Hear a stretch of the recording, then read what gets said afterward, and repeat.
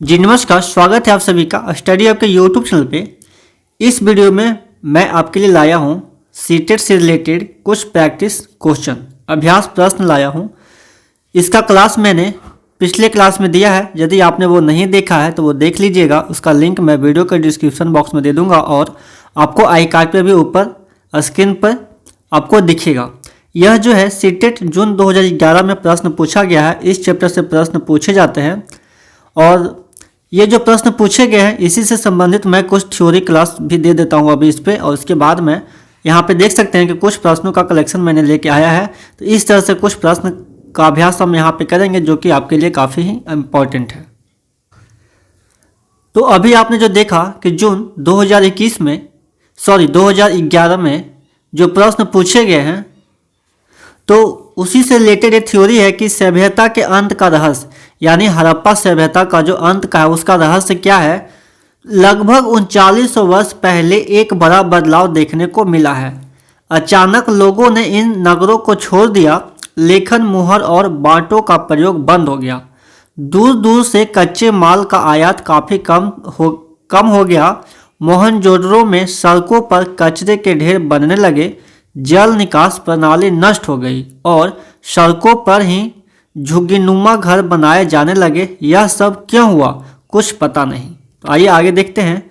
कुछ विद्वानों का कहना है कि नदियां सूख गई थी।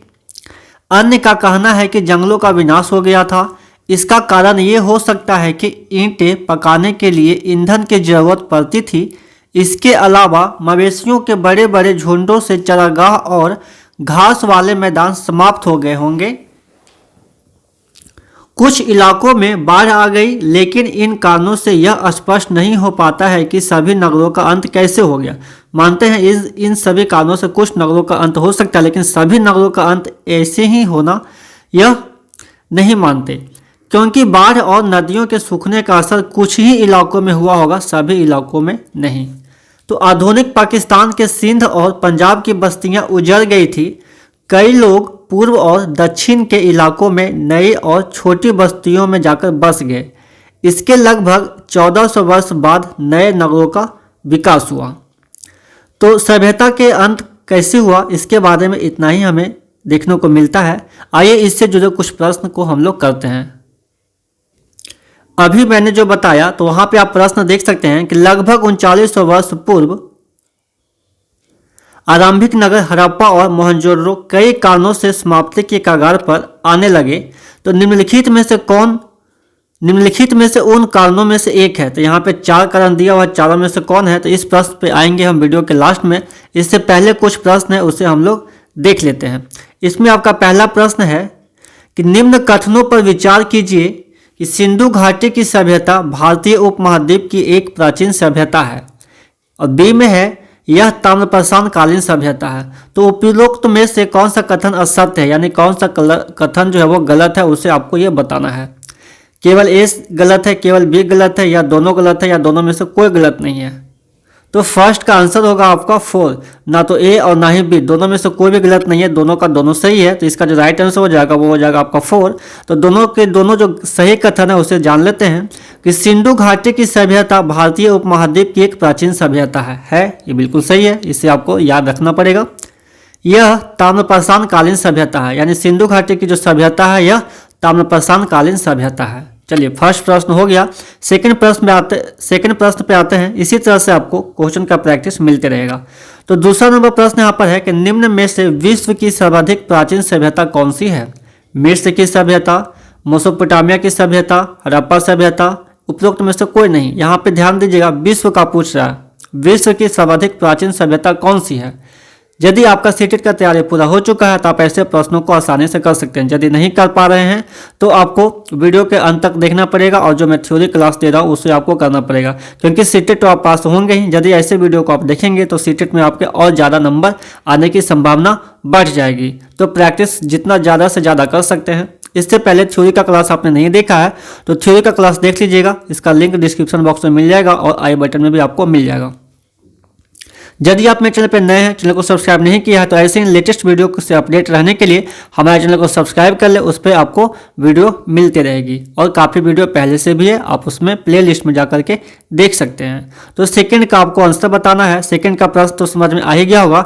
तो विश्व की सर्वाधिक प्राचीन सभ्यता कौन सी है? तो विश्व की सबसे अधिक प्राचीन सभ्यता है वो आपका राइट आंसर है थर्ड, हड़प्पा सभ्यता। आपको कंफर्म याद रखना है कि हड़प्पा सभ्यता विश्व की सर्वाधिक प्राचीन सभ्यता है। और लेकिन फिर भी आपको जवाब देना है ऑप्शन के अनुसार ही कि विश्व में सर्वाधिक प्राचीन सभ्यता कौन है। तो सबसे प्राचीन सभ्यता आपका हड़प्पा सभ्यता है, लेकिन फिर भी आपको ऑप्शन देख के चलना कि हो सके आंसर कुछ होता है, लेकिन आपको ऑप्शन उसी में से चुनना है आंसर जो आपको उस ऑप्शन में दिया हो। ठीक है, तो हड़प्पा सभ्यता सबसे प्राचीन सभ्यता ऑप्शन में भी दिया हुआ, तो ये आपका राइट आंसर हो गया। चलिए नेक्स्ट प्रश्न पे चलते हैं। थर्ड नंबर प्रश्न यहाँ पर कहता है कि निम्न में से किसने 1856 में हड़प्पा की यात्रा की थी? Charles mason, Alexander Cunningham, John Marshall, James Prinsep. तो ये चारों में से 1856 में हड़प्पा की सभ्यता की थी कौन? तो आपका राइट आंसर हो जाएगा सेकंड, अलेक्जेंडर कनिंघम जो है वो 1856 में हड़प्पा की सभ्यता किए थे। बस इसमें यही जानना है। नेक्स्ट प्रश्न पे चलते हैं, क्योंकि सीधा सीधा प्रश्न है, जो पूछेगा जानते हैं तो बताइए, नहीं जानते हैं तो फिर। 4 नंबर कि निम्न में से कौन सा कथन सत्य है? सत्य का मतलब सही है। कौन सा कथन सत्य है? 4 कथन यहाँ पे दिया हुआ है, चारों में से कौन सा सही है उस पर आपको टिक लगाना है। तो चलिए पहला पढ़ते हैं। पहला नंबर है हड़प्पा के खंडहरों का पहली बार वर्णन चार्ल्स मेसन द्वारा 1842 ईस्वी में किया गया था। दूसरा है वर्ष 1921 में सर जॉन मार्शल ने प्रथम हड़प्पा कालीन स्थल की खोज की। तीसरा है इस सभ्यता की सबसे स्वीकृति समयावधि 2500 बीसी से 1700 बीसी मानी गई है। उपरोक्त में से सभी बताइए। 4 का आंसर करें। तो 4 का आपका राइट आंसर हो जाएगा 4। ये तीनों का तीनों जो ऑप्शन दिया हुआ सारा सही है, तो सही ऑप्शन है। तो आपको याद रखना होगा कि हड़प्पा के खंडहरों का पहली बार वर्णन चार्ल्स मेसन द्वारा 1842 ईस्वी में किया गया था। 1921 में सर जॉन मार्शल ने प्रथम हड़प्पा कालीन स्थल की खोज की थी। इस सभ्यता का यानी हड़प्पा सभ्यता का जो समयावधि है वो आपको 2500 बीसी से 1700 बीसी मानी गई है। नेक्स्ट प्रश्न पे चलते हैं 5 नंबर। और 5 नंबर प्रश्न यहाँ पे कहता है निम्न में से कौन सा कथन असत्य है? असत्य का मतलब होता है गलत। कौन सा कथन गलत है? तो पहले आपको सही वाला छांटना होगा। सही वाला आप अलग कर लेंगे तो गलत वाला ऑटोमेटिक मिल जाएगा। तो आइए देखते हैं पहला क्या कहता है। मांडा जम्मू और कश्मीर में स्थित है। दायमाबाद महाराष्ट्र में स्थित है। आलमगीरपुर पाकिस्तान में स्थित है। सुतकांगडोर अफगानिस्तान में स्थित है। बताइए 5 का आंसर करें, कौन सा सही है पहचानना है। इसका राइट आंसर होगा गलत वाला। गलत वाला इसका राइट आंसर होगा। तो इसमें कौन सा सही है पहले उसको छांट लेते। तो आइए छांट लेते हैं इस बार। तो 5 का जो है आंसर मैं बताता हूँ, उससे पहले सही वाले को छांट लेते हैं कि मांडा जम्मू और कश्मीर में स्थित है। ये तो सही है, तो ये इसका राइट आंसर नहीं होगा। दायमाबाद महाराष्ट्र में स्थित है, ये भी सही है, तो ये भी इसका आंसर नहीं होगा। आलमगीरपुर पाकिस्तान में स्थित है। आलमगीरपुर जो है वो पाकिस्तान में स्थित नहीं होगा, तो ये गलत हो गया आपका। सुतकांगडोर अफगानिस्तान में स्थित है, ये भी जो है वो सही है आपका। तो सही वाला तो सही हो गया, लेकिन आपका जो पूछा कि असत्य कौन सा यानी गलत कौन सा है, तो 3rd नंबर गलत है। तो राइट आंसर हो जाएगा आपका 3rd। तो 5 का हो गया 3rd। आइए नेक्स्ट प्रश्न पे चलते हैं। नेक्स्ट प्रश्न है आपका 6 नंबर। 6 नंबर क्वेश्चन क्या कहता है कि हड़प्पा सभ्यता के ऊंचाई वाले भाग को पुरातत्वविदों ने नगर दुर्ग कहा और निचले हिस्से को क्या कहा वो आपको बताना है। आपको मैंने थ्योरी वाले क्लास में बताया है कि हड़प्पा सभ्यता के ऊंचाई वाले भाग को पुरातत्वविदों ने नगर दुर्ग कहा और निचला भाग को क्या कहा? ग्राम दुर्ग, निचला दुर्ग, बस्ती, निचला नगर। बताइए, आपने प्रैक्टिस कर लिया है तो बताइए 6 का आंसर करें। तो 6 का आपका राइट आंसर हो जाएगा 4, निचला दुर्ग।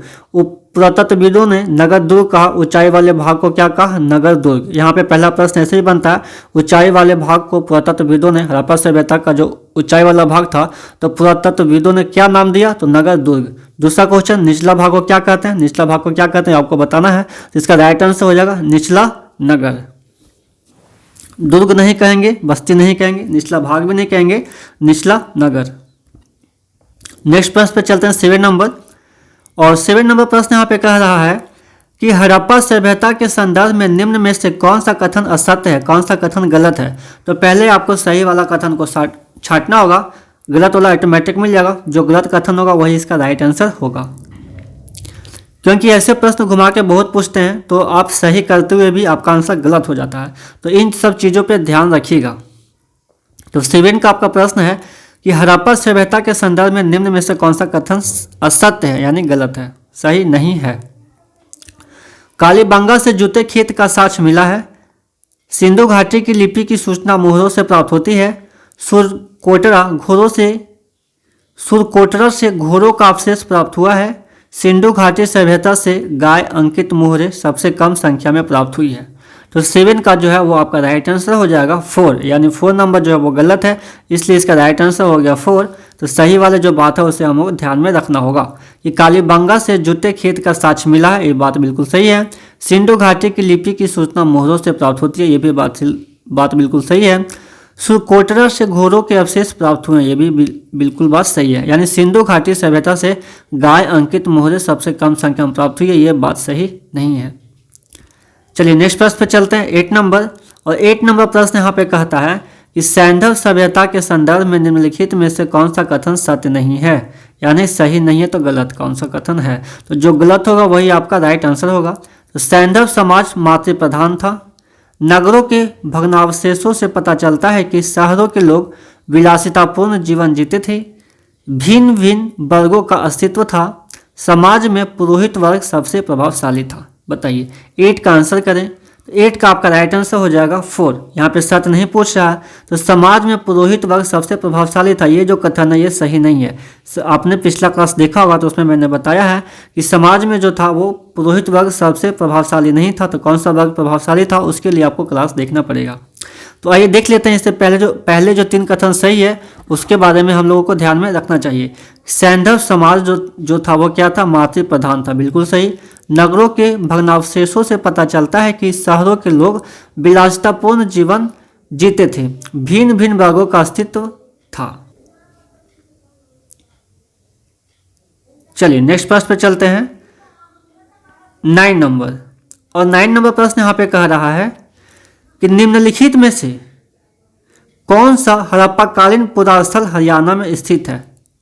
रंगपुर, आलमगीरपुर, राखीगढ़ी, मेहरगढ़। हरियाणा में कौन सा स्थान स्थित है, वो आपको पुरास्थल स्थान नहीं, पुरास्थल का नीचे नाम दिया हुआ है।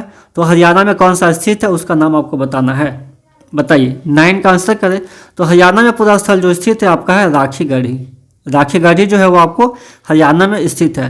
रंगपुर कहाँ है आप कमेंट करके बताइएगा। आलमगीरपुर कहाँ है कमेंट पर जरूर करके बताइएगा। और मेहरगढ़ जो है वो कहाँ स्थित है आप कमेंट बॉक्स में कमेंट करके जरूर बताइएगा, क्योंकि उससे आपका रिवीजन भी होगा, मुझे पता चलेगा कि कौन कौन स्टूडेंट को ये बात पता है। चलिए नेक्स्ट प्रश्न पे चलते हैं, 10 नंबर। यहाँ पे 10 नंबर प्रश्न कहता है कि निम्न कथनों पर विचार कीजिए। सैंधव समाज का मातृ प्रधान था, इससे पहले वाले में मैंने बताया, हाँ यह प्रधान था। सैंधव समाज मातृ प्रधान था, तो ये तो सही हो गया। हड़प्पा की श्रमिक बस्तियों के अवशेष यहाँ दास प्रथा का संकेत देते हैं, क्या देते हैं, भी सही है या गलत है ये आपको बताना है। तो उपरोक्त में से कौन सा कथन सत्य है। केवल ए सही है, केवल बी सही है, ए और बी दोनों सही है, ए और बी दोनों में से कोई नहीं सही है। बताइए 10 का आंसर करें। 10 का कथन कौन सा सही है, ये तो मैंने बता दिया कि ए सही है। बी का देखिए आप, 10 का राइट आंसर हो जाएगा आपका 3rd, ए और बी दोनों सही है, ये सही है। सैंधव समाज क्या था, मातृ प्रधान था। हड़प्पा की श्रमिक वस्तुओं के अवशेष यहाँ दास प्रथा का संकेत देते हैं। श्रमिक वस्तुओं का जो अवशेष मिले उससे पता चलता है कि यहाँ दास प्रथा का संकेत, दास प्रथा थे। चलिए नेक्स्ट प्रश्न पे चलते हैं, 11 नंबर। और 11 नंबर प्रश्न यहाँ पर कहता है कि हड़प्पा सभ्यता के संदर्भ में निम्नलिखित में से कौन सा कथन सत्य नहीं है, यानी कौन सा कथन गलत है। तो कृषक, शिल्पकार, मजदूर सामान्य लोग थे तथा चिकित्सक, पुरोहित, अधिकारी शिक्षित वर्ग के थे, ये तो सही है। तो पहला सही हो गया। यहाँ पे पूछा कि सत्य नहीं है, तो इसका राइट आंसर ये नहीं होगा, लेकिन ये बात सही है। दूसरा क्या है, लोग सूती एवं ऊनी वस्त्रों का प्रयोग करते थे। उस समय भी सूती वस्त्र का जो है साक्ष्य मिला है, तो ये भी सही है। तो जो सही है राइट आंसर नहीं होगा, क्योंकि गलत वाला पूछ रहा है। तीसरा है केवल शाकाहार का प्रचलन था, क्या वहाँ पे हड़प्पा सभ्यता में केवल शाकाहार का प्रचलन था। आपने मेरा पिछला वीडियो देखा होगा तो वहाँ पे मैंने बताया था कि शाकाहार और मांसाहार दोनों का प्रचलन था। तो यही वाला गलत लग रहा है 3rd वाला, तो इसका राइट आंसर क्या हो जाएगा, 3rd हो जाएगा। 4 पे चलते हैं, लेकिन ये बात सत्य नहीं है। थर्ड नंबर का जो बात कहा हुआ है वो सत्य नहीं है, लेकिन इसका राइट आंसर होगा थर्ड। 4 का क्या कहता है, हड़प्पा की श्रमिक बस्तियों के अवशेष यहाँ दास प्रथा के संकेत देते हैं। बिल्कुल देते हैं, इससे पहले वाले क्वेश्चन में अभी आपने जाना। तो थर्ड 11 का राइट आंसर हो गया थर्ड, लेकिन बाकी जो 1, 2 और 4 में जो बातें कही गई है वो सही है। ये आप जाने रहेंगे तो आपको कहीं ना कहीं काम देगा। तो आइए नेक्स्ट क्वेश्चन पे चलते हैं, 12 नंबर। और 12 नंबर प्रश्न यहाँ पे कहता है कि कृषि के लिए अपनाई गई सबसे प्राचीन फसलों में गेहूं तथा डैश आते हैं। इस डैश की जगह पे आपको भरना है, पहला में क्या भराएगा और दूसरा में भी है यहाँ पे क्या भराएगा। उसी तरह सबसे पहले पालतू जानवर में कुत्ते के बाद डैश आते हैं, यानी गेहूं तो सबसे पहले फसल में सबसे प्राचीन है, तो गेहूं के बाद कौन से फसल को उगाना शुरू किया। और सबसे पहले आपको पता है कि पालतू जानवर में कुत्ता है, तो कुत्ते के बाद कौन से जानवरों को उसने पालतू बनाना शुरू किया। तो पहला में कौन सा अनाज था, दूसरा में कौन सा जानवर था, ये आपको भरना है। कपास गाय, यहाँ पे क्या कपास आएगा, ये दूसरा में गाय आएगा। इसी तरह से भरना है कपास, भेड़ बकरी, जौ, गाय, भेड़, जौ और भेड़ बकरी। तो बताइए 12 का आप आंसर करें, यानी इसका जो राइट आंसर हो जाएगा वो हो जाएगा पहला में गेहूं के बाद जो है वो जौ का प्रयोग हुआ था, है ना, जौ उगाना सीखे थे। और दूसरा है कुत्ता के बाद जो है वो भेड़ बकरी पालना शुरू कर दिए थे। तो इसका राइट आंसर हो जाएगा, आप यहाँ पे देख सकते हैं 4 नंबर, यानी कृषि के लिए अपनाई गई सबसे प्राचीन फसलों में गेहूं तथा जौ आते हैं। सबसे प्राचीन फसलों में गेहूं और जौ आता है। उसी तरह सबसे पहले पालतू जानवरों में कुत्ते के बाद भेड़ बकरी आते हैं। चलिए नेक्स्ट प्रश्न पे चलते हैं, 30 नंबर। और 30 नंबर प्रश्न यहाँ पे कहता है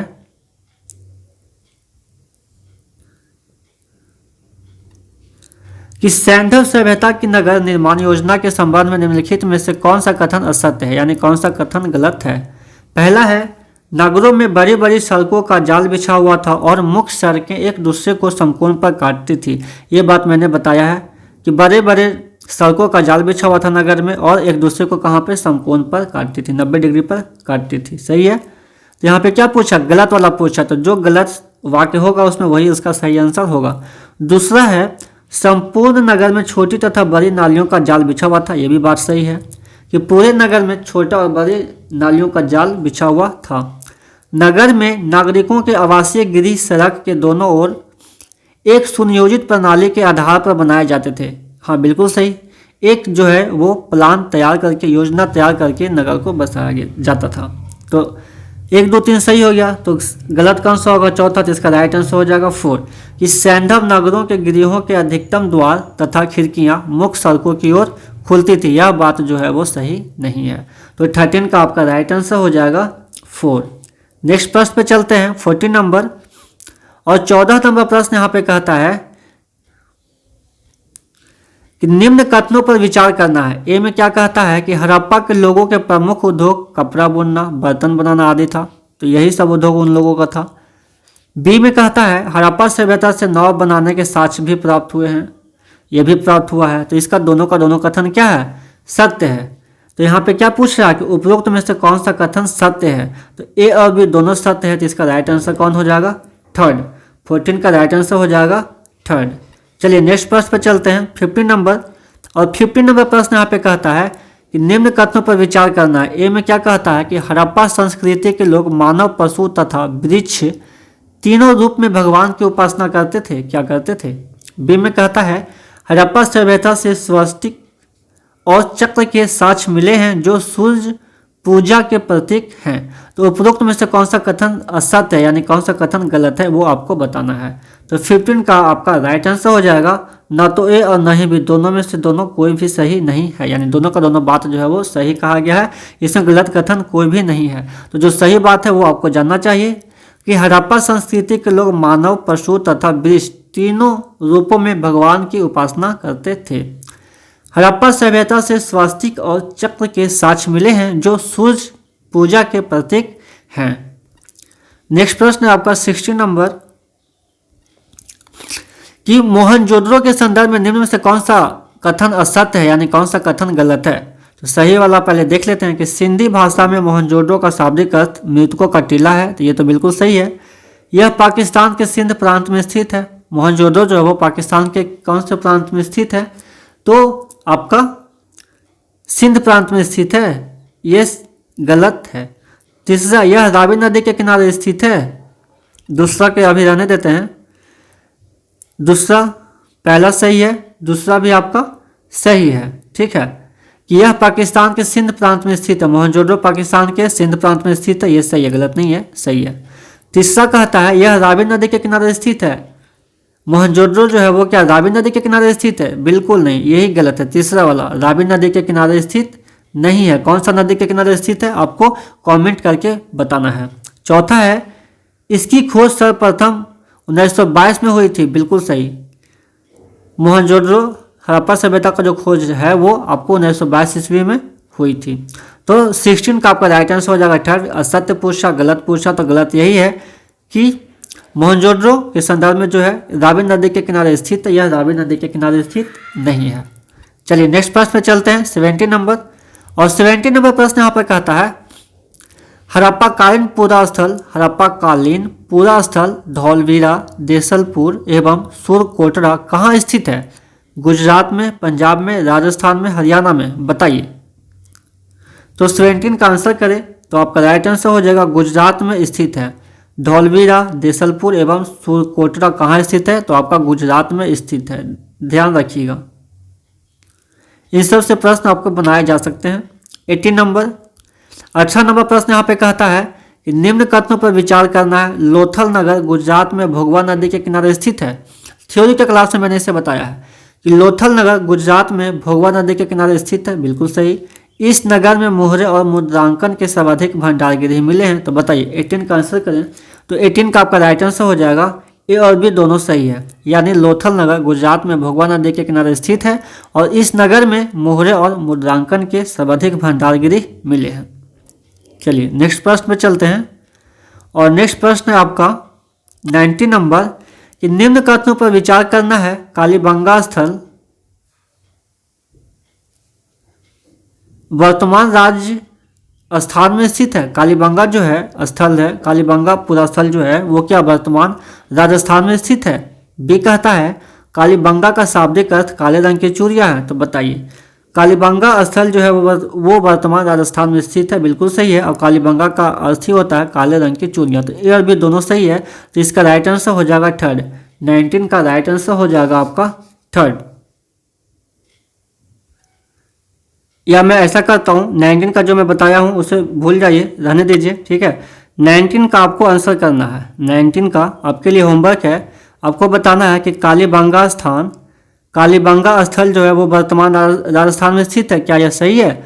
और कालीबंगा का शाब्दिक अर्थ काले रंग की चूड़ियाँ होता है। क्या यह सही है? ए और बी में कौन सही है? केवल ए सही है, केवल बी सही है, या ए और बी दोनों सही है, या ना तो ए और ना ही बी, दोनों में से कोई नहीं सही है? बताइए। अभी जो मैंने बताया उसे रहने दीजिए और आपको अपने से इसका 19 का आंसर करना है। चलिए नेक्स्ट प्रश्न पे चलते हैं जो है सीटेट 2011 में जो प्रश्न है वो पूछा गया प्रश्न है इसी चैप्टर से कि लगभग 3900 वर्ष पूर्व आरंभिक नगर हड़प्पा और मोहनजोदड़ो कई कारणों से समाप्ति के कगार पर आने लगे। तो निम्नलिखित में से उन कारणों में से एक कौन सा कारण है? जंगलों के विनाश और बाढ़ के कारण नगर नष्ट हुए, मवेशियों के बड़े बड़े झुंडों द्वारा चारागाह और घास वाले मैदानों में चराने से मृदा आवरण नष्ट हो गया, नदियां सूख गई जिसके कारण नगर समाप्त हुए, नगरों के बीच आपसी प्रतिद्वंद्विता और लड़ाई। बताइए। 22 का आंसर करें। आप सभी लोगों ने ऐसे प्रश्न को प्रैक्टिस कर लिया होगा क्योंकि यह प्रीवियस ईयर का प्रश्न है।